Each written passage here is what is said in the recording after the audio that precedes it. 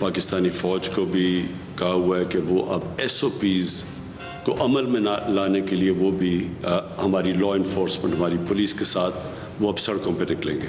लोगों के अंदर ना कोई खौफ है, ना कोई एहतियात कर रहे हैं, और इसी की वजह से ये तेजी से ऊपर जा रहा है।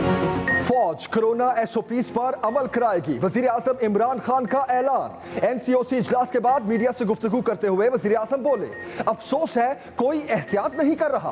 पाक फौज को कहा है सड़कों पर आकर अवाम को SOPs पर सख्ती से अमल कराए और इदारों की मदद करे। दुनिया में वैक्सीन की किल्लत है, अवाम कोरोना SOPs पर अमल करें वरना मजबूरन सब बंद करना पड़ जाएगा। एहतियात ना की तो 1 या 2 हफ्तों में हालात भारत जैसे हो सकते हैं। लॉकडाउन की तजवीज ज़ेरे गौर है, लेकिन दिहाड़ीदारों की वजह से कारोबार बंद नहीं कर रहे।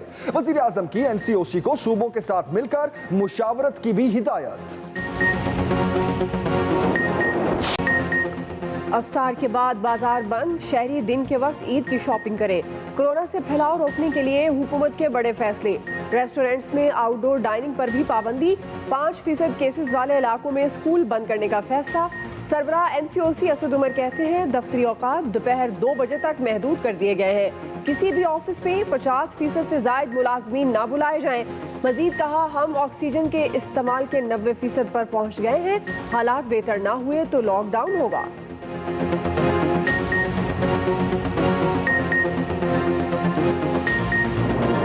कोरोना की सूरत हाल हर गुजरते दिन के साथ संगीन। मुल्क में एक ही दिन में मजीद 144 अफराद मौत के मुंह में चले गए। 5,870 नए केसेस रिपोर्ट। एक्टिव केसेस की तादाद 84,976 हो गई। मोमिन खसूसी डॉक्टर फैसल सुल्तान कहते हैं, हम कोरोना की पिछली लहर के मुकाबले बहुत ऊपर जा चुके। बाज इलाकों में कोरोना फैलाव की शरह 20% से जायद है। केसेस में इजाफे से अस्पतालों पर दबाव बढ़ रहा है। दूसरी जानिब चीन से खरीदी गई वैक्सीन की मजीद 5 लाख खुराकें पाकिस्तान पहुंच गईं।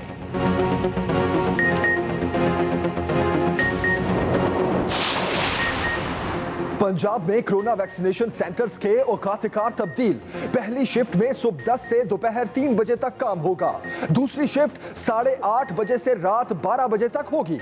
उधर कराची में कारोबार की बंदिश के शेड्यूल में एक बार फिर तब्दीली। तजारती मराकज जुमे और इतवार को बंद रहेंगे। शहर के मुख्तलिफ कारोबारी मराकज आज बंद रहे। पंजाब के मजीद 4 अजला में तालीमी इदारे बंद।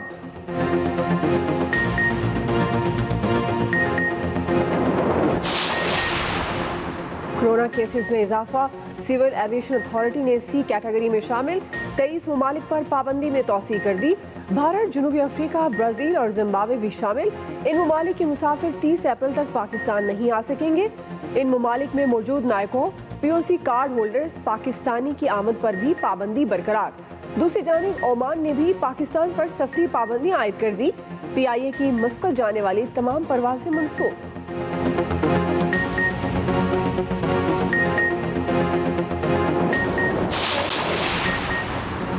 मुस्लिम लीग नून के सदर शहबाज शरीफ लाहौर की कोट लखपत जेल से रहा। काफिले की शक्ल में मॉडल टाउन लाया गया। मनी लॉन्ड्रिंग केस में 6 माह और 25 दिनों के बाद रिहाई मिली। हमजा शहबाज, मरियम नवाज, राना सनाउल्लाह, ख्वाजा साद रफीक समेत पार्टी क़यादत और कारकुनों ने पुरतपाक इस्तकबाल किया। एहतसाब अदालत ने शहबाज शरीफ के 50-50 लाख के जमानती मुचलके मंजूर करके रोबकार जारी की। जमानती मुचलके सैफुल मलूक खोखर ने जमा कराए। गुज़श्ता रोज लाहौर हाई कोर्ट ने अपोजिशन लीडर कौमी असम्बली की जमानत मंजूर की थी। उधर नवाज शरीफ ने शहबाज शरीफ को टेलीफोन करके रिहाई पर मुबारकबाद दी। एहतसाब अदालत ने साबिक वजीर आजम नवाज शरीफ की जायदाद नीलामी का हुक्म दे दिया। तोशाखाना रेफरेंस में नैब की दरखास्त मंजूर। DC लाहौर और DC शेखुपुरा को नवाज शरीफ की अराजी फरोख्त करने की हिदायत। 60 दिन के अंदर रिपोर्ट भी तलब। अदालत ने कहा, जिस जिस जायदाद पर एतराज नहीं आया नीलाम करके रकम कौमी खजाने में जमा कराई जाए। नवाज शरीफ की गाड़ियां भी 30 दिन के अंदर नीलाम की जाएं। नवाज शरीफ के शेयर्स फरोख्त करने और बैंक अकाउंट से रकूम सरकारी खजाने में मुंतकिल करने का भी हुक्म।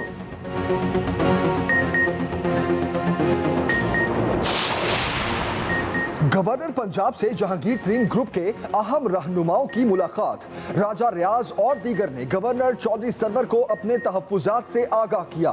गवर्नर पंजाब ने कहा, आपके जो भी तहफ्फुजात हैं उनको दूर किया जाएगा। वजीर आजम से जल्द मुलाकात यकीनी बनाने के लिए किरदार अदा करूंगा। आम इंतखाबात 2023 में ही होंगे, हुकूमत को कोई खतरा नहीं। उधर मजीद अरकान असम्बली का जहांगीर तरीन से इजहार यकजहती। साहिबजादा महबूब सुल्तान, अमीर सुल्तान और उमर तनवीर भट्ट ने मुलाकात की। पाकिस्तान बदलने वाला है, सारे इलाके तरक्की करेंगे।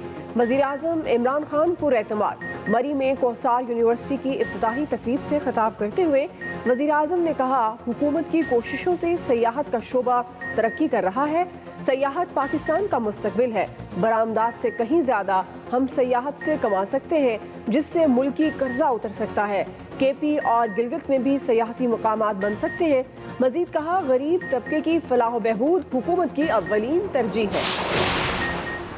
इमरान खान को इक़्तिदार मिलते ही ज़राअत का शोबा तबाही के दहाने पर पहुंच गया।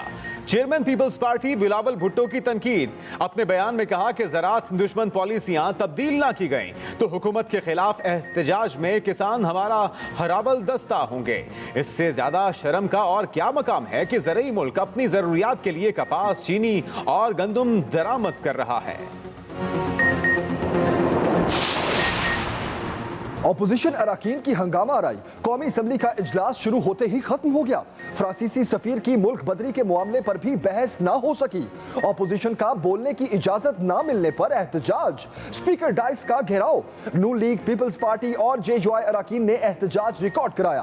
पीपल्स पार्टी और नून लीग ने वक्फा सवालात का बॉयकॉट किया। ऑपोजिशन के एहतजाज के बायस डिप्टी स्पीकर ने कौमी असम्बली का इजलास गैर मुय्यना मुद्दत के लिए मुलतवी कर दिया।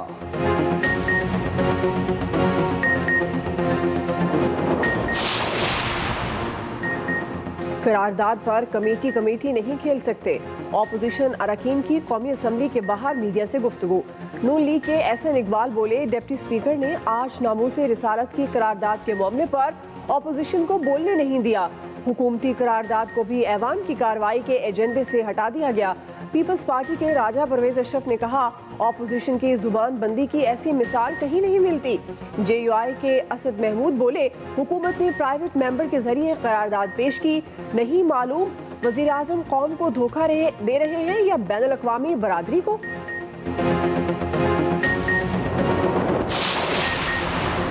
हुकूमत और कलदम तहरीक के दरमियान मुआहिदे पर मुकम्मल अमल दरामद हो चुका है। वफाकी वज़ीर इत्तलात फवाद चौधरी कहते हैं, करारदाद पेश हो चुकी, MPO के तहत गिरफ्तार लोग रिहा कर दिए गए। इस ज़िम्न में मुल्क में एहतजाज का सिलसिला खत्म हो चुका। नून लीग या पीपल्स पार्टी अपनी करारदाद लाना चाहते हैं तो ये उनका हक है। हुकूमत का इसे कोई लेना देना नहीं।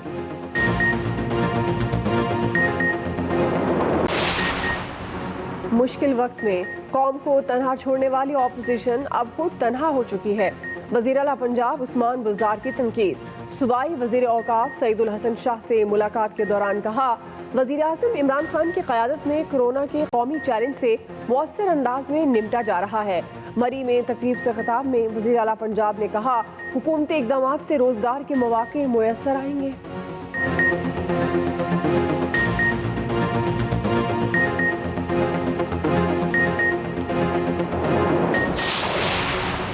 सुप्रीम कोर्ट में जस्टिस काजी फाइज ईसा नजरसानी केस की समाअत। दलाइल के दौरान जस्टिस काजी फाइज ईसा की फिर मुदाखलत।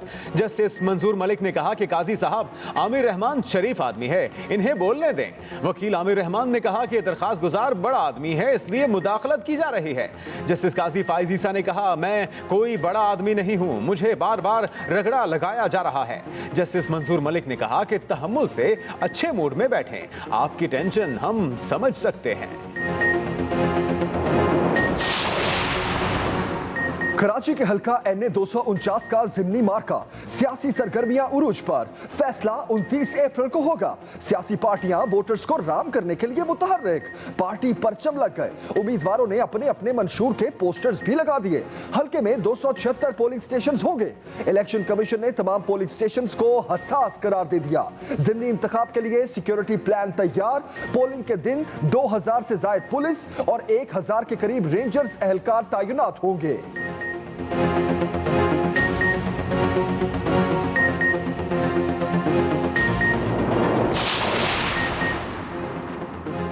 इस्लामाबाद और सिंध हाई कोर्ट में कैम्ब्रिज के फिजिकल इम्तिहानात रुकवाने की दरख्वास्तें मुस्तरद। इस्लामाबाद हाई कोर्ट ने अपने फैसले में कहा, इम्तिहानात से मुतालिक फैसला NCOC में होगा। तलबा NCOC को दरख्वास्त दे सकते हैं। चीफ जस्टिस अतर मिनल्ला ने रिमार्क्स दिए, पॉलिसी मामलात में मुदाखलत अदालतों का काम नहीं। वजीर तालीम शफकत महमूद कहते हैं, A और O लेवल इम्तिहानात ऐलान की गई तारीखों पर ही होंगे, कोई ताखीर या मनसूखी नहीं होगी।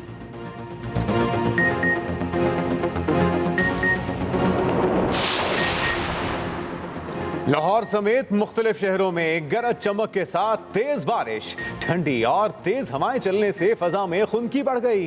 इस्लामाबाद और रावलपिंडी में तेज बारिश के साथ यालाबारी भी हुई। गुजरांवाला, खुशाब, भक्कर, बहावन नगर समेत कई इलाकों में बादल बरसे। बारिश के बायस पंजाब में गंदम की कटाई मुतासर, फसल को नुकसान पहुंचने का खदशा। कोटली आजाद कश्मीर में बारिश के बायस लैंडस्लाइडिंग, एक शख्स जाँ बहक। उधर कराची में सूरज का मिजाज गर्म, इतवार तक मौसम शदीद गर्म रहने का इम्कान। सिंध हाई कोर्ट में महकमा सकाफत और सयाहत करप्शन केस की समाअत। अदालत का नैब रेफरेंसेस में नामजद तमाम अफसरान को हटाने का हुक्म। कहा, चीफ सेक्रेटरी नैबजदा अफसरान के खिलाफ फौरी कार्रवाई करें, यकीनी बनाएं नैबजदा किसी अफसर को ओहदा ना दिया जाए।